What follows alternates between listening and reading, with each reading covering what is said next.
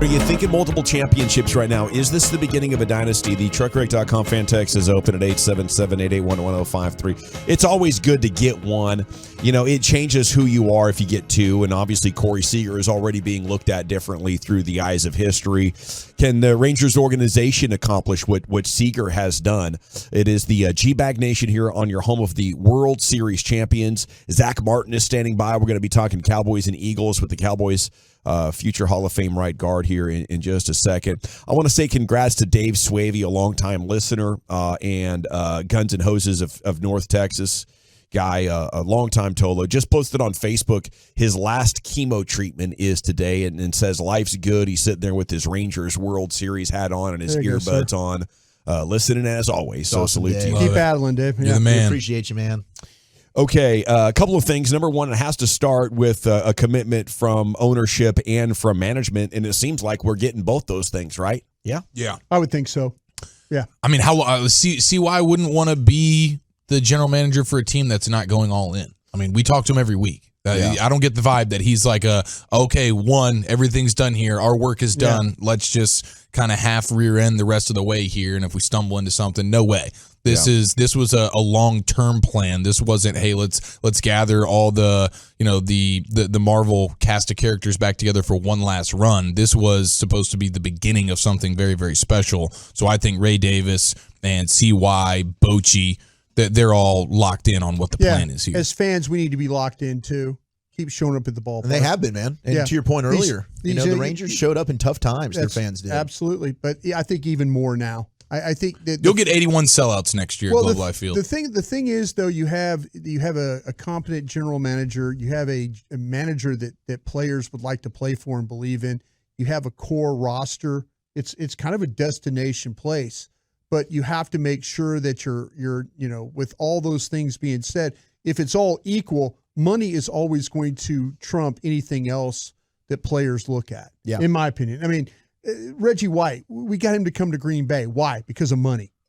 Players look at that. Yeah, and ultimately, you're right. That's how they got Simeon, Seager, and DeGrom. So, and DeGrom didn't even factor into it. But Ray Davis just got rewarded with a championship for opening up his wallet. No question. I don't think that there's any reason for him to stop now. But to your point, they've got the core locked up. This team doesn't need a lot. I mean, they can go ahead and pay for the highest bullpen reliever and Hader if they want to. You got Josh Young going to go into year 2. He's your third baseman for the next decade. I mean, Garver, Grossman, Montgomery. That's like your three biggest guys. You've got utility guys. Do you want to bring them back or do you want to fill that void? But Montgomery will be the big name. That will be the big free agent that you need to look at to try and bring him back. And it'll be interesting to see if they want to be committed to it. But, absolutely. I think the thing is they accomplish their mission of giving the fans what they want. But what do you do after that is the question. And it just doesn't seem like they would decide after doing all of this to be like, okay, let's tear it all down now and just be okay. No. You put in all this work, found all of these great winners.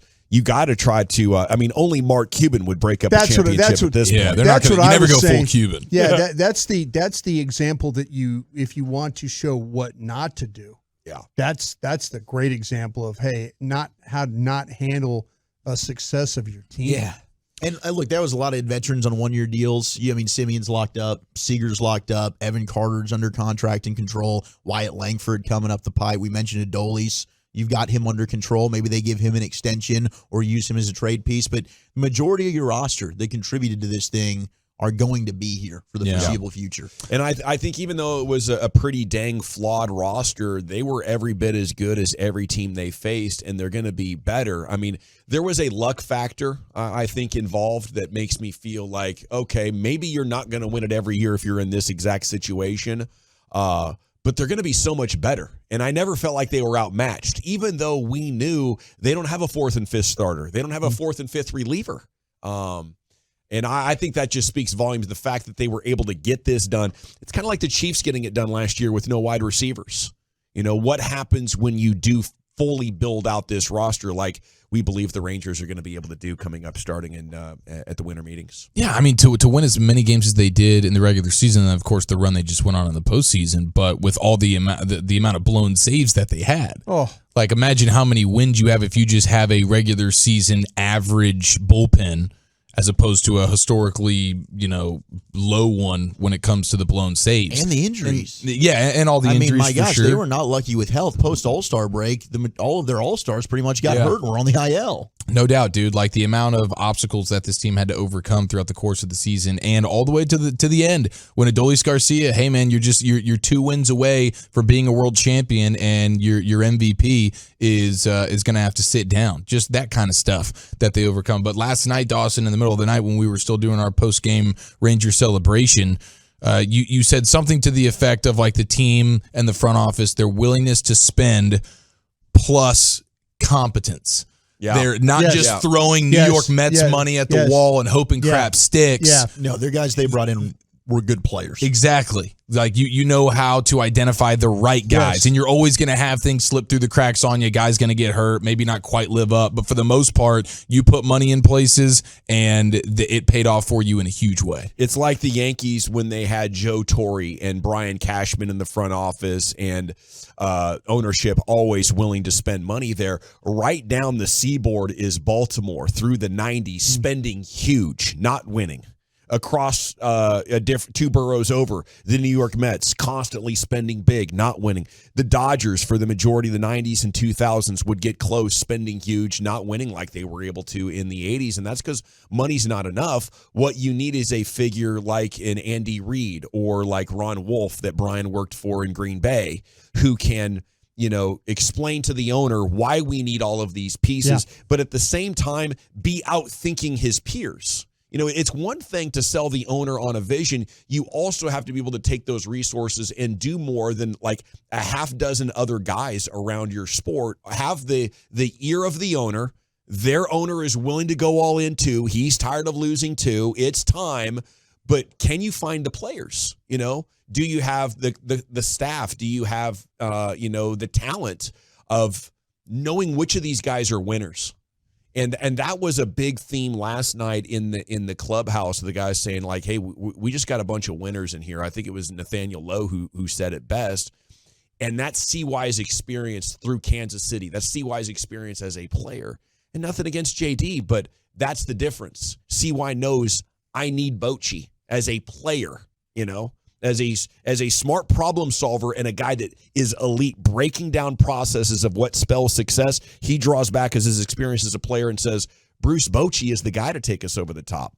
Here are the players. I know from winning a championship what it looks like when a guy is comfortable and about to kick ass and take names, and what it looks like when a guy's peeing down his leg. Mm-hmm. And as a GM, I can take those years of wisdom and put that on a roster by knowing what to look for. And that's never going to show up in a spreadsheet. The numbers guys, the money ball dudes had their run. And what happened is while they were taking over, the nerds were explaining to all the players and the people inside baseball their genius. And now the people that were inside baseball can execute the nerd vision with their wisdom. And Chris Young just did it the absolute best. He just body slammed the game for us. And we have that now. That's why you believe multiple championships are possible. It's the combination, the willing owner, the great GM, and the coach that can execute the game plan and keep everybody in the perfect mental space. The players can come and go. You could mess up and lose Adolis Garcia or decide to trade him or any of these other great players. But if you have those things in line, I believe they're going to find other ones. And we have to fight like hell to keep this thing together.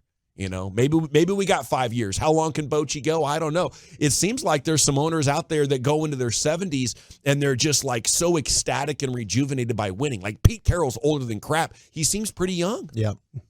So Dusty Baker on a wild ride. He ain't going away till 75 years old. Yeah. So could we be lucky enough to have Boch for another 7 or 8 years? That would be outstanding.